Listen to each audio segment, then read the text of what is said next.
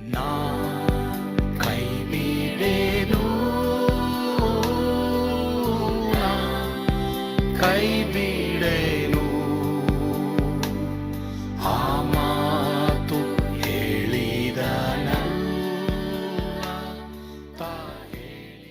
ಕರ್ತನ ಪರಿಶುದ್ಧ ನಾಮಕ್ಕೆ ಸ್ತೋತ್ರವಾಗಲಿ. ಯೇಸು ಕೈಬಿಡನು ದೈವಿಕ ಸಂದೇಶಕ್ಕೆ ನಿಮ್ಮೆಲ್ಲರನ್ನ ಸ್ವಾಗತಿಸ್ತೇನೆ. ಎಲ್ರಿಗೂ 80ನೇ ಸ್ವಾತಂತ್ರ್ಯ ದಿನಾಚರಣೆಯ ಶುಭಾಶಯಗಳು. Happy 80th independence day. ನಿಜವಾಗ್ಲೂ ನಮ್ಮ ದೇಶವನ್ನು ದೇವರು ಈ 79 ವರ್ಷಗಳು ಸ್ವಾತಂತ್ರ್ಯದಲ್ಲಿ ಎಷ್ಟು ಅದ್ಭುತವಾಗಿ ನಡೆಸಿದ್ದಾರೆ. ನಮ್ಮನ್ನು ಎಷ್ಟು ಸಂತೋಷಕರವಾಗಿ ಯಾವುದೇ ಒಂದು ಕಾರ್ಯಗಳು ಇಲ್ಲದಂತೆ ನಮ್ಮ ದೇಶದಲ್ಲಿ ಸಮಾಧಾನವಾಗಿ ದೇವರು ಇಟ್ಟಿದ್ದಾರೆ. ಅದಕ್ಕಾಗಿ ನಾವು ದೇವರಿಗೆ ಸ್ತೋತ್ರ ಸಲ್ಲಿಸುವವರಾಗಿರಬೇಕು. ಹೀಗಾಗಿ ದೇವರು ನಡೆಸಿದಂಥ ಈ 79 ವರ್ಷ ಕಂಪ್ಲೀಟ್ ಮಾಡಿ 80ನೇ ವರ್ಷ ಕಾಲಿಡುವಂತೆ ದೇವರು ಕೃಪೆ ಕೊಟ್ಟಿದ್ದಕ್ಕಾಗಿ ನಾವು ದೇವರಿಗೆ ಸ್ತೋತ್ರ ಸಲ್ಲಿಸ್ತಾನೆ ಇರಬೇಕು. ಈ ದಿನ ಈ 80ನೇ ಸ್ವಾತಂತ್ರ್ಯ ದಿನಾಚರಣೆ ಎಂದು ದೇವರು ನಮ್ಮ ದೇಶದಲ್ಲಿ ನಮ್ಮನ್ನು ಇಟ್ಟಿದ್ದಾರೆ. ಹಾಗಾಗಿ ನಾವು ದೇವರಿಗೆ ಸ್ತೋತ್ರವನ್ನು ಸಲ್ಲಿಸಬೇಕು. ಮತ್ತು ಸಹ ನಿಜವಾಗ್ಲೂ ಭಾರತೀಯರು ಎಂಬುದಾಗಿ ನಾವು ಹೇಳ್ಕೊಳ್ಬೇಕಾದ್ರೆ, ಭಾರತದ ಪ್ರಜೆಗಳು ಎಂಬುದಾಗಿ ನಾವು ಹೇಳಬೇಕಾದ್ರೆ ಬಹಳ ಸಂತೋಷ ಪಡುವವರಾಗಿರಬೇಕು. ನಾನೊಬ್ಬ ಭಾರತ ದೇಶದಲ್ಲಿ ಇದ್ದು ಭಾರತ ದೇಶದಲ್ಲಿ ಒಬ್ಬ ಕ್ರೈಸ್ತಳಾಗಿರುವಂತೆ ದೇವರು ಕೊಟ್ಟಂಥ ಮಹಾಕೃಪೆಗಾಗಿ ಸ್ತೋತ್ರ ಸಲ್ಲಿಸ್ತೇನೆ. ಈ ಒಂದು ಸ್ವಾತಂತ್ರ್ಯ ದಿನಾಚರಣೆಯೆಂದು ದೇವರು ನಮಗೆ ನೆನಪು ಮಾಡುವಂಥ ಒಂದು 3 ಕಾರ್ಯಗಳ ಕುರಿತು ನಾವು ಸ್ವಲ್ಪ ಸಮಯ ಧ್ಯಾನಿಸೋಣ. ಮೊದಲನೇದಾಗಿ ಅಪೊಸ್ತಲರ ಕೃತ್ಯಗಳು 17ನೇ ಅಧ್ಯಾಯ 24ನೇ ವಚನ. ಕೇಳಿರಿ, ಜಗತ್ತನ್ನು ಅದರಲ್ಲಿ ಇರುವ ಎಲ್ಲ ವಸ್ತುಗಳನ್ನು ಉಂಟು ಮಾಡಿದ ದೇವರು ಭೂಮಿ ಆಕಾಶಗಳ ಒಡೆಯನಾಗಿರುವುದರಿಂದ ಆತನು ಕೈಯಿಂದ ಕಟ್ಟಿರುವ ಗುಡಿಗಳಲ್ಲಿ ವಾಸ ಮಾಡುವವನಲ್ಲ. ದೇವ್ರ ವಾಕ್ಯ ಹೇಳ್ತದೆ, ಜಗತ್ತನ್ನ ಅದರಲ್ಲಿ ಇರುವ ಎಲ್ಲ ವಸ್ತುಗಳನ್ನ ಉಂಟು ಮಾಡಿದ್ದು ದೇವರು, ಈ ಭೂಮಿ ಆಕಾಶಗಳ ಒಡೆಯನೂ ದೇವರು ಎಂಬುದಾಗಿ. ಹಾಗಾದ್ರೆ ವಾಕ್ಯ ಹೇಳುವ ಪ್ರಕಾರ ನಮ್ಮ ಭಾರತ ದೇಶವನ್ನ ಉಂಟು ಮಾಡಿದ್ದು ದೇವರೇ. ಈ ಭೂಮಿಯನ್ನ ದೇವರು ಉಂಟು ಮಾಡಿದ್ದಾರೆ ಅಂದ್ರೆ ಭೂಮಿಯಲ್ಲಿರುವಂತ ನಮ್ಮ ಭಾರತ ದೇಶವನ್ನ ಉಂಟು ಮಾಡಿದ್ದು ದೇವರಾಗಿದ್ದಾರೆ. ಈ ಭೂಮಿಗೆ ಒಡೆಯನು ನಮ್ಮ ದೇವರಾಗಿದ್ದಾರೆ ಎಂಬುದಾಗಿ ನಾವು ನೋಡ್ತೇವೆ. ಹಾಗಾದ್ರೆ ಈ ಭೂಮಿಗೆ ಒಡೆಯನಾದ ದೇವರು ಈ ಭಾರತ ದೇಶಕ್ಕೂ ಒಡೆಯನಾಗಿರುವಂಥವರಾಗಿದ್ದಾರೆ. ಪ್ರಿಯ ದೇವರ ಮಕ್ಕಳೇ, ಅದೇ ಅಧ್ಯಾಯದಲ್ಲಿ ನಾವು 27ನೇ ವಚನ 26ನೇ ವಚನ ನಾವು ನೋಡಬೇಕಾದ್ರೆ, ಆತನು ಒಬ್ಬನಿಂದಲೇ ಎಲ್ಲ ಜನಾಂಗದವರನ್ನು ಹುಟ್ಟಿಸಿ ಅವರವರು ಇರತಕ್ಕ ಕಾಲಗಳನ್ನು ಅವರವರ ನಿವಾಸಗಳ ಮೇರೆಗಳನ್ನು ನಿಷ್ಕರ್ಷಿಸಿ ಭೂಮಂಡಲದಲ್ಲೆಲ್ಲ ವಾಸ ಮಾಡಿ, ಒಂದು ವೇಳೆ ಅವರು ತಡಮಾಡಿ ಕಂಡುಕೊಂಡಾರೇನೋ ಎಂದು ತನ್ನನ್ನು ಹುಡುಕುವವರನ್ನಾಗಿ ಮಾಡಿದನು. ಆತನು ನಮ್ಮಲ್ಲಿ ಒಬ್ಬನಿಗೂ ದೂರವಾದವನಲ್ಲ. ನೋಡ್ರಿ, 26-27ನೇ ವಚನದಲ್ಲಿ ಹೇಳ್ತದೆ, ಆತನು ಒಬ್ಬ ವ್ಯಕ್ತಿಯಿಂದ ಎಲ್ಲಾ ಜನಾಂಗದವರನ್ನು ಹುಟ್ಟಿಸಿದ್ರು ಎಂಬುದಾಗಿ. ಅವರವರಿಗೆ ತಕ್ಕ ಕಾಲಗಳನ್ನ ಕೊಟ್ಟರು. ಅವರವರು ಯಾವ ನಿವಾಸ, ಯಾವ ಊರಲ್ಲಿರಬೇಕು ಅಲ್ಲಿ ಇರಬೇಕೆಂಬುದಾಗಿ ನೇಮಿಸಿದ್ದು ದೇವರು, ಅದನ್ನ ನಿಷ್ಕರಿಸಿದ್ದು ದೇವರು ಎಂಬುದಾಗಿ ನಾವು ನೋಡ್ತೇವೆ. ಯಾಕೆ ಅಂದರೆ ಈ ಲೋಕದ ಎಲ್ಲ ಜನಾಂಗದವರು ಒಂದು ವ್ಯಕ್ತಿಯಿಂದ, ಆದಾಮನಿಂದ ಉಂಟು ಮಾಡಲ್ಪಟ್ಟರು ಎಂಬುದಾಗಿ ಸತ್ಯವೇದ ಹೇಳುವಂಥದ್ದಾಗಿದೆ. ಹೀಗಾಗಿ ಎಲ್ಲರೂ ದೇವ್ರನ್ನ ಕಂಡುಕೊಳ್ಬೇಕು ಎಂಬುದಾಗಿ ದೇವರ ಒಂದು ಆಸೆಯಾಗಿದೆ. ಈ ವಚನದಿಂದ ನಾವು ಕಲಿಯುವಂಥ ಮೊದಲನೆಯ ಕಾರ್ಯ, ದೇವರು ನಮಗೆ ಈ ಇಂಡಿಪೆಂಡೆನ್ಸ್ ಡೇಯಲ್ಲಿ ನೆನಪು ಮಾಡುವಂಥದ್ದು, ನಮ್ಮೊಬ್ಬೊಬ್ಬರನ್ನ ಈ ದೇಶದಲ್ಲಿ ದೇವರು ಇಟ್ಟಿರೋದು ಅಂದರೆ ಅದು ದೇವರು ಅನಾದಿಯಲ್ಲಿ ಮಾಡಿದಂಥ ಒಂದು ನಿಷ್ಕರ್ಷೆ, ಅಂದರೆ ಒಂದು ತೀರ್ಮಾನ ಎಂಬುದಾಗಿ ನಾವು ನೋಡ್ತೇವೆ. ಮತ್ತು ನಾವು ಯಾವ ಊರಲ್ಲಿರಬೇಕು, ಯಾವ ಸ್ಥಳದಲ್ಲಿರಬೇಕು, ಯಾವ ಕುಟುಂಬದಲ್ಲಿ ಜನಿಸಬೇಕು, ಇದು ದೇವರ ಒಂದು ಅನಾದಿ ತೀರ್ಮಾನ. ಪ್ರಿಯ ದೇವರ ಮಕ್ಕಳೇ, ಆದ್ದರಿಂದ ನೀವು ಎಂಥ ಸ್ಥಳದಲ್ಲೇ ಇರಬಹುದು, ಎಂಥ ಮನೆ ನಿಮ್ಗಿರ್ಬೋದು, ಒಂದು ವೇಳೆ ನಿಮಗೆ ದೇವರು ಮೇಲಾಗಿನೇ ಇಟ್ಟಿರ್ಬೋದು, ಅಥವಾ ಒಂದು ವೇಳೆ ನೀವು ಹಂತವಾಗಿ ಮೇಲಕ್ಕೆ ಬರ್ತಾ ಇರ್ಬೋದು. ಎಲ್ಲೇ ಇದ್ರೂ ನೀವು ಸಂತೋಷ ಪಡಬೇಕಾಗಿರೋದು, ಈ ದೇಶದಲ್ಲಿ, ಈ ಭಾರತ ದೇಶದಲ್ಲಿ ದೇವರು ನಮ್ಮನ್ನ ಹುಟ್ಟುವಂತೆ ಮಾಡಿ ಈ ದೇಶದಲ್ಲಿ ನಮ್ಮನ್ನ ಇಟ್ಟಿದಾರಲ್ಲ, ಅದು ದೇವರ ಒಂದು ಪ್ಲ್ಯಾನ್.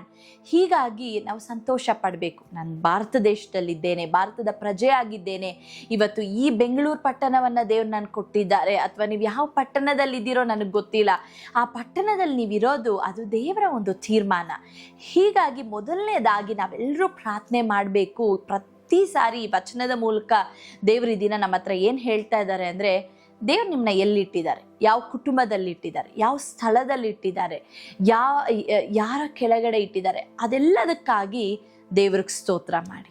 ಯಾವ ಊರಲ್ಲಿ ಇಟ್ಟಿದ್ದಾರೆ ಅದರ ಆಶೀರ್ವಾದಕ್ಕಾಗಿ ಪ್ರಾರ್ಥನೆ ಮಾಡಿ. ಯಾಕಂದರೆ ದೇವ್ರು ನಿಮ್ಮನ್ನ ಆ ಸ್ಥಳದಲ್ಲಿ ಇಟ್ಟಿದ್ದಾರೆ ಅಂದರೆ ನಿಮ್ಮನ್ನ ಆ ಸ್ಥಳಕ್ಕೆ ಒಂದು ಬೆಳಕಾಗಿ ಇಡಬೇಕು ಎಂಬುದಾಗಿ ದೇವರ ತೀರ್ಮಾನ. ನಿಮ್ಮನ್ನ ಆ ಕುಟುಂಬದಲ್ಲಿ ಇಟ್ಟಿದ್ದಾರೆ ಅಂದರೆ ನೀವೊಂದು ಸಾಕ್ಷಿಯುಳ್ಳ ಮಗನಾಗಿ ಮಗಳಾಗಿರಬೇಕೆಂಬುದು ದೇವರ ತೀರ್ಮಾನ. ನೀವು ಯಾವ ಕೆಲಸದ ಸ್ಥಳದಲ್ಲಿದ್ದೀರಾ, ಯಾಕೆ ದೇವ್ರು ನಿಮ್ಮನ್ನ ಅಲ್ಲಿ ಇಟ್ಟಿದ್ದಾರೆ ಅಂದರೆ ದೇವರು ನಿಮ್ಮನ್ನು ಒಂದು ಸಾಕ್ಷಿಯಾಗಿ ಇಡಬೇಕೆಂಬುದು ದೇವರ ಒಂದು ತೀರ್ಮಾನವಾಗಿದೆ. ಅದಕ್ಕಾಗಿ ನೀವು ಪ್ರಾರ್ಥನೆ ಮಾಡಬೇಕು. ದೇವರೇ, ನನ್ನ ಮನೆಯನ್ನು ಆಶೀರ್ವದಿಸು, ನನ್ನ ಕುಟುಂಬವನ್ನು ಆಶೀರ್ವದಿಸು, ನನ್ನ ಈ ಊರಲ್ಲಿರುವಂಥ ಜನರನ್ನು ಆಶೀರ್ವದಿಸು ಎಂಬುದಾಗಿ ನೀವು ಪ್ರಾರ್ಥನೆ ಮಾಡ್ತಲೇ ಇರಬೇಕು. ಅದನ್ನೇ ದೇವರು ಈ ಮೊದಲನೇದಾಗಿ ವಚನದ ಮೂಲಕ ನಮ್ಗೆ ಹೇಳ್ತಾ ಇರೋದು. ಎರಡನೇದಾಗಿ ನಾವು ನೋಡಬೇಕಾದ್ರೆ 1 ತಿಮೋತಿ 2ನೇ ಅಧ್ಯಾಯ 1ನೇ ವಚನ ನಾವು ಓದ್ಕೊಳ್ಳೋಣ. ಎಲ್ಲದಕ್ಕಿಂತ ಮೊದಲು ಮನುಷ್ಯರೆಲ್ಲರಿಗೋಸ್ಕರ ದೇವರಿಗೆ ವಿಜ್ಞಾಪನೆಗಳನ್ನು, ಪ್ರಾರ್ಥನೆಗಳನ್ನು, ಮನವಿಗಳನ್ನು, ಕೃತಜ್ಞತಾ ಸ್ತುತಿಗಳನ್ನು ಮಾಡಬೇಕೆಂದು ಬೋಧಿಸುತ್ತೇನೆ. ನೋಡ್ರಿ, ಪೌಲ ಇಲ್ಲಿ ಹೇಳ್ತಾ ಇದ್ದಾನೆ, ಸಭೆಯವರಿಗೆ, ಸರ್ವ ಜನರಿಗಾಗಿ ನೀವು ಪ್ರಾರ್ಥಿಸಬೇಕು. ಎಲ್ಲದಕ್ಕಿಂತ ಮೊದಲು, ಎಲ್ಲದಕ್ಕಿಂತ ಮೊದಲು ಕ್ರೈಸ್ತರಾದ ನಮಗೆ ಇರಬೇಕಾದಂಥ 2ನೇ ಪ್ರಾಮುಖ್ಯವಾದ ವಿಷಯ, ಈ ಸ್ವಾತಂತ್ರ್ಯ ದಿನದಲ್ಲಿ ದೇವ್ರು ನಮ್ಮ ನೆನಪು ಮಾಡ್ತಾ ಇರೋದು, ಎಲ್ಲ ಮನುಷ್ಯರಿಗೋಸ್ಕರ ದೇವರಿಗೆ ನಾವು ವಿಜ್ಞಾಪನೆ, ಪ್ರಾರ್ಥನೆ, ಮನವಿ, ಕೃತಜ್ಞತಾ ಸ್ತುತಿ ಮಾಡಬೇಕಂತೆ. ಇವತ್ತು ಎಷ್ಟೋ ಸಾರಿ ನಾವು ಜೀವಿಸ್ತಾ ಇರೋದು, ಇವತ್ತು ಈ ಲೋಕದಲ್ಲಿ ನಮ್ಮನ್ನ ಭಾರತ ದೇಶದಲ್ಲಿ ದೇವ್ರು ಇಟ್ಟಿದ್ದಾರೆ, ಸುತ್ತಲೂ ಕಾಣ್ತಿರಿದ್ರೆ ಮನುಷ್ಯರ ಮಧ್ಯದಲ್ಲಿ ನಮ್ಮನ್ನ ಇಟ್ಟಿದ್ದಾರೆ. ಒಂದು ಸ್ಥಳಕ್ಕೆ ಹೋಗ್ಬೇಕಂದ್ರೆ ಒಂದು ಬಸ್ಸಲ್ಲಿ ಹತ್ತಬೇಕಾದ ಸ್ಥಿತಿ ಬಂದಾಗ ಬಸ್ಸಲ್ಲಿ ಹತ್ತೀವಿ, ಅಲ್ಲಿ ಡ್ರೈವರ್ ಇರ್ತಾರೆ. ಒಂದು ಆಟೋ ತೆಗೆದುಕೊಂಡು ಹೋಗ್ಬೇಕಾದ್ರೆ ಒಂದು ಆಟೋ ಡ್ರೈವರ್, ಏನೋ ಒಂದು ಡೆಲಿವರಿ ಮಾಡಬೇಕಾದ್ರೆ ಅಮೆಝಾನೋ ಸ್ವಿಗ್ಗಿನೋ ಯಾರೋ ಒಬ್ಬರು ಇರ್ತಾರೆ. ಅಥವಾ ನನಗೆ ಹುಷಾರಿಲ್ಲ ಅಂತ ಹೋಗ್ಬೇಕು ಅಂದರೆ ಒಂದು ಡಾಕ್ಟರ್ ಇರ್ತಾರೆ. ಮನುಷ್ಯರು, ಎಲ್ಲ ಕಡೆ ಮನುಷ್ಯರು. ದೇವ್ರು ಹೇಳ್ತಾ ಇದ್ದಾರೆ, ಇವತ್ತು ನಮ್ಮ ಸುತ್ತಲೂ ಮನುಷ್ಯರಿದ್ದಾರಲ್ಲ, ಅವರೆಲ್ಲರಿಗೋಸ್ಕರ ನಾವು ಪ್ರಾರ್ಥನೆ ಮಾಡಬೇಕು. ಅವರು ಯಾವ ಜನ ಆಗಿರ್ಬೋದು, ಅವರು ಒಂದು ವೇಳೆ ನಿಮ್ಮ ಥರನೇ ಇಲ್ಲದೆ ಇರ್ಬೋದು, ಬಟ್ ಅವರೆಲ್ಲರ ಮನುಷ್ಯರೇ, ದೇವರು ಉಂಟು ಮಾಡಿದಂಥ ಮನುಷ್ಯರು. ನಾನು ಹೇಳಿದ್ನಲ್ಲ, ಒಬ್ಬ ವ್ಯಕ್ತಿಯಿಂದ ಇಡೀ ಜನಾಂಗವನ್ನೇ ದೇವರು ಉಂಟು ಮಾಡಿದ್ರು ಎಂಬುದಾಗಿ. ಹಾಗಾದರೆ ಅವ್ರು ಎಂಥವರೇ ಆಗಿರ್ಬೋದು, ಯಾವ ಜಾತಿಗೆ ಸೇರಿರಲಿ, ಯಾವ ಊರಿನವರಾಗಿರಲಿ, ಯಾವ ಭಾಷೆ ಆಗಿರಲಿ, ಒಟ್ಟಿನಲ್ಲಿ ನಾವು ಭಾರತ ದೇಶದವರು, ಭಾರತೀಯರು. ನಾವು ಮತ್ತೊಬ್ಬರಿಗಾಗಿ ಪ್ರಾರ್ಥನೆ ಮಾಡೋದು ನಮ್ಮ ಕರ್ತವ್ಯ. ಯಾಕಂದರೆ ನಿಮ್ಮೆಲ್ಲರಿಗೂ ಗೊತ್ತು, ನಿಮ್ಗೆ ಹುಷಾರಿಲ್ಲ ಅಂದರೆ ನೀವು ಡಾಕ್ಟರ್ ಹತ್ರ ಹೋಗ್ತೀರಾ, ಅವ್ರು ಯಾವ ಜಾತಿನೋ ಯಾವ ಧರ್ಮನೋ ಅಂತ ಕೇಳೋದಿಲ್ಲ. ಅವ್ರು ನೋಡೋದು ನಿಮ್ಮ ವ್ಯಾಧಿನ ಟ್ರೀಟ್ ಮಾಡ್ತಾರೆ. ಬಸ್ಸು ಹೋಗ್ತೀವಿ, ಆ ಬಸ್ ಡ್ರೈವರ್ ಒಂದು ಲೊಕೇಶನಿಂದ ಇನ್ನೊಂದು ಲೊಕೇಶನ್ ಕರ್ಕೊಂಡು ಹೋಗ್ಬಿಡ್ತಾರೆ. ಅವ್ರು ಯಾರೋ ನಮಗೆ ಗೊತ್ತಿಲ್ಲ, ಆದರೆ ಅವರೊಬ್ಬ ಬಸ್ ಡ್ರೈವರ್, ಅವರು ಒಬ್ಬ ಭಾರತೀಯರಾಗಿರ್ತಾರೆ, ಒಬ್ಬ ಮನುಷ್ಯನಾಗಿರ್ತಾರೆ. ಹೀಗಾಗಿ, ಅಥವಾ ಸ್ಕೂಲ್ ಟೀಚರ್, ಹಿಂಗೆ ಹೇಳ್ತಾ ಹೋಗ್ಬೇಕಾದ್ರೆ ಎಷ್ಟೋ ಕೆಲಸಗಳನ್ನ ಮಾಡುವಂಥ ಜನರ ಮಧ್ಯದಲ್ಲಿ ನಾವು ಜೀವಿಸ್ತೀವಿ. ಅವರೆಲ್ಲರಿಗೋಸ್ಕರ ಪ್ರಾರ್ಥನೆ ಮಾಡೋದನ್ನು ದೇವ್ರು ಇವತ್ತು ನಮ್ಮ ನೆನಪು ಮಾಡ್ತಾ ಇದ್ದಾರೆ. ಅವ್ರಿಗೋಸ್ಕರ ನಾವು ಪ್ರಾರ್ಥನೆ ಮಾಡಬೇಕು, ಅವರ ಕುಟುಂಬಗಳಿಗಾಗಿ ಪ್ರಾರ್ಥನೆ ಮಾಡಬೇಕು, ಅವರು ರಕ್ಷಿಸಲ್ಪಡಬೇಕೆಂಬುದಾಗಿ ಪ್ರಾರ್ಥನೆ ಮಾಡಬೇಕು, ಅವರ ಆಶೀರ್ವಾದಕ್ಕೋಸ್ಕರ ನಾವು ಪ್ರಾರ್ಥನೆ ಮಾಡಬೇಕು, ಅವರ ಕ್ಷೇಮಕ್ಕೋಸ್ಕರ ನಾವು ಪ್ರಾರ್ಥನೆ ಮಾಡಬೇಕು. ಎಷ್ಟೋ ಬಡ ಜನರು ಇದ್ದಾರೆ, ಎಷ್ಟೋ ರೀತಿಯಾದಂಥ ಜನರು ಇವತ್ತು ನಮ್ಮ ಸುತ್ತಮುತ್ತಲು ವಾಸ ಮಾಡ್ತಾ ಇದ್ದಾರೆ. ಅವ್ರನ್ನ ನೋಡಿದಾಗೆಲ್ಲ ಅವ್ರಿಗೋಸ್ಕರ ಪ್ರಾರ್ಥನೆ ಮಾಡಿ. ಒಂದು ಕ್ಷಣ ದೇವರೇ ಇವರನ್ನು ಆಶೀರ್ವದಿಸಿ ಎಂಬುದಾಗಿ ನಮ್ಮನ್ನ ಕಾಯುವಂಥ ಪೊಲೀಸ್ ಡಿಪಾರ್ಟ್ಮೆಂಟಲ್ಲಿ ಮನುಷ್ಯರಿದ್ದಾರೆ, ನ್ಯಾಯಾಧೀಶರು, ಅನೇಕ ಮನುಷ್ಯರಿದ್ದಾರೆ.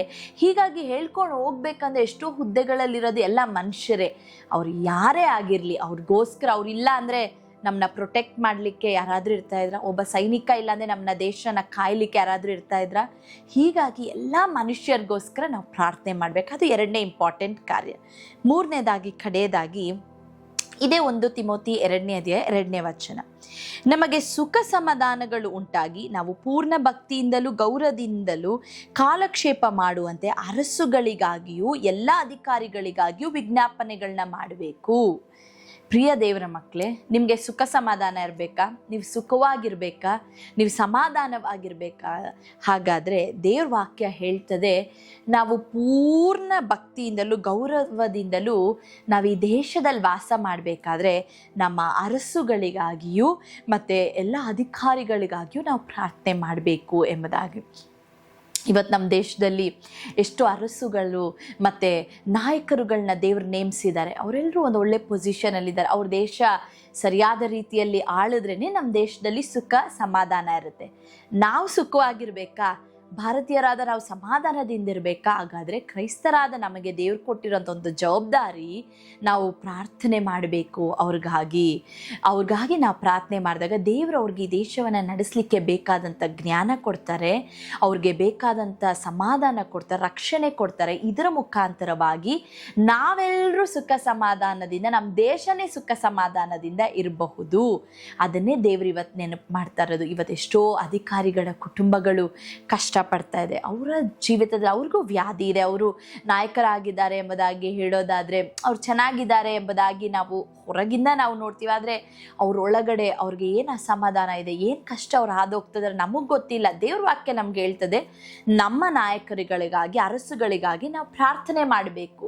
ಅಷ್ಟು ಹೇಳಿರುವಂಥದ್ದನ್ನು ನಾವು ಮಾಡಬೇಕಾದ್ರೆ, ನಮ್ಮ ಅಧಿಕಾರಿಗಳು ಚೆನ್ನಾಗಾಗ್ಬಿಟ್ರೆ, ಅವ್ರು ರಕ್ಷಿಸಲ್ಪಟ್ಬಿಟ್ರೆ ನಮ್ಮ ದೇಶ ಸುಖ ಸಮಾಧಾನದಿಂದ ಇರುತ್ತೆ. ಇವತ್ತು ನಾಯಕರಾಗಿ ದಾವೀದನನ್ನು ದೇವ್ರು ನೇಮಿಸಿದ್ರು, ಸತ್ಯವೇದದಲ್ಲಿ ದಾನಿಯೇಲನನ್ನು ನೇಮಿಸಿದ್ರು, ಯೋಸೇಫನನ್ನು ನೇಮಿಸಿದ್ರು. ಅವರೆಲ್ಲರೂ ದೇವರಿಗೆ ಭಯಭಕ್ತಿ ಉಳ್ಳವರಾಗಿದ್ದರಿಂದ ಅವ್ರ ದೇಶ ಎಷ್ಟೇ ಹೋರಾಟ ಬಂದರೂ, ಎಷ್ಟೇ ಕಾರ್ಯಗಳು ಬಂದರೂ ಸುಖ ಸಮಾಧಾನದಿಂದ ನಡೀತಾ ಇತ್ತು. ಯಾಕೆ ಗೊತ್ತಾ? ದೇವರನ್ನು ನಂಬಿದಂಥ, ಹಿಂಬಾಲಿಸುವಂಥ ಅಧಿಕಾರಿಗಳನ್ನಾಗಿ ದೇವ್ರು ನೇಮಿಸಿದ್ರು. ಇವತ್ತು ನಮ್ಮ ರಾಜರು, ನಮ್ಮ ನಾಯಕರುಗಳು, ಅರಸು ಅಧಿಕಾರಿಗಳು ಚೆನ್ನಾಗಿರ್ಬೇಕಾ? ಅವ್ರು ಚೆನ್ನಾಗಿದ್ದರೆ ನಮ್ಮ ದೇಶ ಸುಖ ಸಮಾಧಾನ. ಹೀಗಾಗಿ ಅವ್ರಿಗೋಸ್ಕರ ನಾವು ಪ್ರಾರ್ಥನೆ ಮಾಡಬೇಕು. ಈ 3 ಕಾರ್ಯಗಳನ್ನ ದೇವರು ಈ ದಿನದಲ್ಲಿ ನಮಗೆ ನೆನಪು ಮಾಡ್ತಾ ಇದ್ದಾರೆ ಪ್ರಿಯ ದೇವರ ಮಕ್ಕಳೇ. ಅದರಿಂದ ಇವತ್ತು ಒಂದು ವೇಳೆ ನಾವು ಎಲ್ಲಾದರೂ ಈ 3 ವಿಷಯಗಳಿಗಾಗಿ ನಾವು ಪ್ರಾರ್ಥನೆ ಮಾಡೋದನ್ನು ಬಿಟ್ಟುಬಿಟ್ಟಿದ್ರೆ, ಈ ಸ್ವಾತಂತ್ರ್ಯ ದಿನಾಚರಣೆ ಎಂದು ದೇವ್ರು ನಮ್ಮ ನೆನಪು ಮಾಡ್ತಾ ಇರೋದು 3 ಕಾರ್ಯಗಳು. ಒಂದನೇದಾಗಿ, ನಾವಿರುವಂಥ ಸ್ಥಳಗಳಲ್ಲಿ ನಾವು ಆಶೀರ್ವಾದವಾಗಿರಬೇಕು ಎಂಬುದಾಗಿ ಪ್ರಾರ್ಥಿಸಬೇಕು. ನಮ್ಮ ಮನೆಗಳು, ನಮ್ಮ ಊರುಗಳು ಆಶೀರ್ವಾದವಾಗಿರಬೇಕು. ಎರಡನೇದಾಗಿ, ನಾವು ಎಲ್ಲ ಮನುಷ್ಯರಿಗೋಸ್ಕರ ಪ್ರಾರ್ಥನೆ ಮಾಡಬೇಕು. ಮೂರನೇದಾಗಿ, ನಮ್ಮ ಅಧಿಕಾರಿಗಳಿಗಾಗಿ ನಾವು ಪ್ರಾರ್ಥನೆ ಮಾಡಬೇಕು. ಇದು ಬಹಳ ಪ್ರಾಮುಖ್ಯವಾದ ವಿಷಯ. ನಾವು ಪ್ರಾರ್ಥನೆ ಮಾಡೋದಾದರೆ ನಮ್ಮ ಭಾರತ ದೇಶ ಸಮೃದ್ಧಿಯಾಗಿರುತ್ತೆ, ನಮ್ಮ ಭಾರತ ದೇಶ ಆಶೀರ್ವಾದವಾಗಿರುತ್ತೆ. ನಮ್ಮ ಭಾರತ ದೇಶವನ್ನು ನೋಡಿದಾಗ ಆ ದೇವರು ಏಸಪ್ಪಗೆ ಬಹಳ ಖುಷಿಯಾಗುತ್ತೆ. ಯಾಕೆಂದರೆ ಕ್ರೈಸ್ತರಾದ ನಮ್ಮನ್ನು ಈ ದೇಶದಲ್ಲಿ ಇಟ್ಟಿದ್ದಾರಲ್ಲ, ಯಾಕೆ ಗೊತ್ತಾ? ನಾವು ಬೆಳಕಾಗಿರಬೇಕು. ಅನೇಕ ಜನರಿಗೆ ಆ ಕ್ರಿಸ್ತನ ತೇಜಸ್ಸು, ಬೆಳಕನ್ನು ನಾವು ಪ್ರಕಾಶವಾಗಿ ಕೊಡಬೇಕು. ಆಗ ಕರ್ತನು ಖಂಡಿತವಾಗಿ ನಮ್ಮ ಕುರಿತು ಸಂತೋಷ ಪಡ್ತಾರೆ, ನಮ್ಮ ದೇಶವನ್ನು ಆಶೀರ್ವಾದ ಮಾಡ್ತಾರೆ. ಪ್ರಾರ್ಥನೆ ಮಾಡೋಣವಾ? ಪ್ರೀತಿಯುಳ್ಳ ಏಸಪ್ಪ, ಕರ್ತನೆ, ನಮ್ಮ ದೇಶವನ್ನು ಕರ್ತನೆ 79 ವರ್ಷಗಳು ಅದ್ಭುತವಾಗಿ ಬಿಡುಗಡೆಯನ್ನು ಕೊಟ್ಟು ನಮ್ಮನ್ನು ನಡೆಸಿದ್ದೀರಪ್ಪ ದೇವರೇ ಸ್ವಾಮಿ. 80ನೇ ಕರ್ತನೆ ಇಂಡಿಪೆಂಡೆನ್ಸ್ ಡೇನ ನಾವು ಆಚರಿಸ್ಬೇಕಾದ್ರೆ ಇವತ್ತು ನಮ್ಮ ದೇಶದಲ್ಲಿ ಏನೇನು ಕಷ್ಟಗಳಿದೋ, ಏನೇನು ವ್ಯಾಧಿಗಳಿದೋ, ಯಾವ್ಯಾವ ವಿಷಯಗಳಲ್ಲಿ ಗಲಿಬಿಲಿಗಳಿದೋ, ಯಾವ್ಯಾವ ವಿಷಯಗಳಲ್ಲಿ ನಾಯಕರುಗಳಿಗೆ ಸ್ವಾಮಿ ಸರಿಯಾದ ರೀತಿಯಲ್ಲಿ ದೇಶವನ್ನು ಆಳ್ವಿಕೆ ಮಾಡಲು ಆಗ್ತಾ ಇಲ್ವೋ, ಆ ಎಲ್ಲ ಕಾರ್ಯಗಳನ್ನು ನಾವು ನಿಮ್ಮ ಹಸ್ತಕ್ಕೊಪ್ಪಿಸಿಕೊಡ್ತೇವೆ. ಒಬ್ಬ ಸಾಧಾರಣವಾದ ವ್ಯಕ್ತಿಯಿಂದ ಹಿರಿಯ ಕರ್ತನೆ, ನಮ್ಮ ದೇಶದ ಕರ್ತನೆ ಅಪಾರಾಜನೆ, ಕರ್ತನೆ ಪ್ರೆಸಿಡೆಂಟ್ನವರೆಗೂ ರಾಜನೆ, ಪ್ರತಿಯೊಬ್ಬೊಬ್ಬರನ್ನು ಆಶೀರ್ವದಿಸಿರಿ ಅಪ್ಪ. ಒಂದೊಂದು MLAಗಳು, MP ಗಳನ್ನು ಸ್ವಾಮಿ ದೇವರೇ, ಕೌನ್ಸಿಲರ್ಗಳನ್ನು ಅಪ್ಪ, CMಗಳನ್ನಪ್ಪ, PM ಕರ್ತನೆ, ಮತ್ತು ರಾಜನೇ ಸ್ವಾಮಿ ಪ್ರೆಸಿಡೆಂಟನ್ನು ನೀವು ಆಶೀರ್ವದಿಸಬೇಕಾಗಿ ನಾವು ಪ್ರಾರ್ಥಿಸ್ತೇವೆ ದೇವರೇ. ಒಂದೊಂದು ಸಾಧಾರಣ ಜನ, ಪೊಲೀಸ್ ಡಿಪಾರ್ಟ್ಮೆಂಟ್, ಸೈನಿಕರು, ಬಡವರು, ಕೆಲಸ ಮಾಡುವವರು, ಟೀಚರ್ಸ್, ಲಾಯರ್ಸ್, ಡಾಕ್ಟರ್ಸ್, ಇಂಜಿನಿಯರ್ಸ್ ಅಪ್ಪ, ಎಲ್ಲ ಜನರನ್ನು ನೀವು ಆಶೀರ್ವದಿಸ್ರಿ ರಾಜ ದೇವರೇ. ಇವತ್ತು ಈ ವಾಕ್ಯವನ್ನು ಕೇಳಿಸ್ಕೊಳ್ತಾ ಇದ್ದ ಒಂದೊಂದು ಮಕ್ಕಳನ್ನು, ಅವರ ಕುಟುಂಬಗಳನ್ನು ಆಶೀರ್ವದಿಸ್ರಿ. ಅವರಿರುವಂಥ ಸ್ಥಳಗಳಲ್ಲಿ ಇನ್ನು ಮುಂದೆ ಅವರು ಉಪ್ಪಾಗಿ, ಅವರು ಬೆಳಕಾಗಿರುವಂತೆ ಸಹಾಯ ಮಾಡಿರಿ. ಈ ದಿನದಲ್ಲಿ ನಮಗೆ ನೆನಪು ಮಾಡಿದ್ದಕ್ಕಾಗಿ ಸ್ತೋತ್ರ. ಎಷ್ಟೋ ಸಮಯದಲ್ಲಿ ನಾವು ಪ್ರಾರ್ಥನೆ ಮಾಡದೆ ಬಿಟ್ಟುಬಿಟ್ಟಿದ್ದೀವಪ್ಪ, ಆದರೆ ಇವತ್ತು ನಾವು ಒಂದೊಂದು ಕಾರ್ಯಗಳಿಗಾಗಿ ಪ್ರಾರ್ಥನೆ ಮಾಡಿ ಎಂಬುದಾಗಿ ನಮಗೆ ನೆನಪು ಮಾಡಿದ್ದೀರಾ. ಅದನ್ನು ನಾವು ಮಾಡಲಿಕ್ಕೆ ನಮಗೆ ಪವಿತ್ರಾತ್ಮನೇ ಸಹಾಯ ಮಾಡಿರಿ. ನೀವು ಆ ರೀತಿ ಮಾಡೋದಕ್ಕಾಗಿ ಸ್ತೋತ್ರ. ಎಲ್ಲ ಘನಮಾನ ಸ್ತುತಿ ನಿಮಗೆ ಸಲ್ಲಿಸುತ್ತಾ ಯೇಸುವಿನ ಹೆಸರಿನಲ್ಲಿ ಪ್ರಾರ್ಥಿಸಿ ಬೇಡಿ ಹೊಂದಿದ್ದೇವೆ ತಂದೆಯೇ, ಆಮೇನ್. ಕರ್ತನು ತಾನೇ ನಿಮ್ಮೊಬ್ಬೊಬ್ಬರನ್ನು ಆಶೀರ್ವದಿಸಲಿ.